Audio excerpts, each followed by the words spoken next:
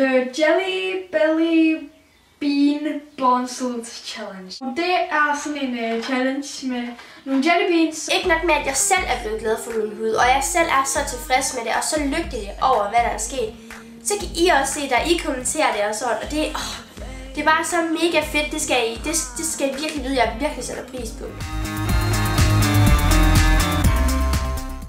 Ja, meget. Det er klart. For der kan både komme meget positiv feedback, men der kommer selvfølgelig også meget negativ feedback. Og også for deres nære venner, når de går på YouTube.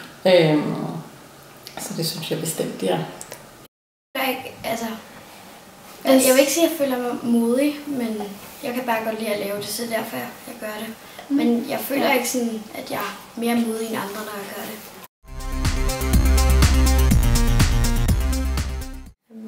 Altså, jeg tænker på, at det jeg laver, det er det, jeg gerne vil. Så hvis folk har en dårlig kommentar om det, jeg laver, så skal man jo bare tænke på, at det er måske bare, fordi de er skide misundelige. Vi har lavet Maze, fordi at der slet ikke fandtes noget firma, der ligesom eksisterede på YouTube, som jeg havde set i alle de andre lande. Man så det i USA og i England lang tid før, man har set det herhjemme i Danmark. Og der manglede ligesom nogen til at varetage alle de her YouTubers interesse og samle dem i et netværk.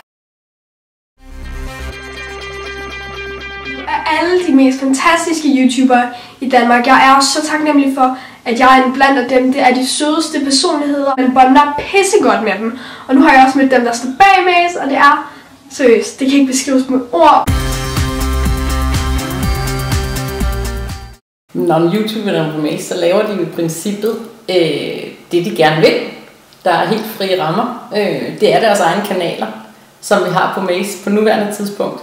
Vi kommer så til at skabe nye formater og nye kanaler og nyt indhold, små serier med alle Mazerne. Og så bliver det jo formater, som vi udvikler, og som vi udvikler sammen med dem. Det gør vi på rigtig mange måder. Vi hjælper dem med indholdssparing, det vil sige, at vi guider dem til tips og tricks på deres kanal.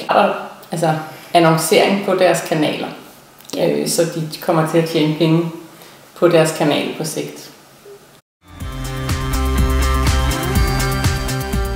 Der lærer hinanden på kryds og tværs, og vi bruger jo alle deres sociale medier. Fantastiske personligheder for hele YouTube. Så vi kigger meget inden for kategorierne gaming, beauty fashion og comedy entertainment, og ser hvem der er dygtige på YouTube der, og det er så der vi vælger dem ud fra. Og det kan også være, hvis man ikke har mange subscribers på YouTube, så kan det også være, at vi har valgt dem, fordi man er stor enten på Instagram eller Facebook.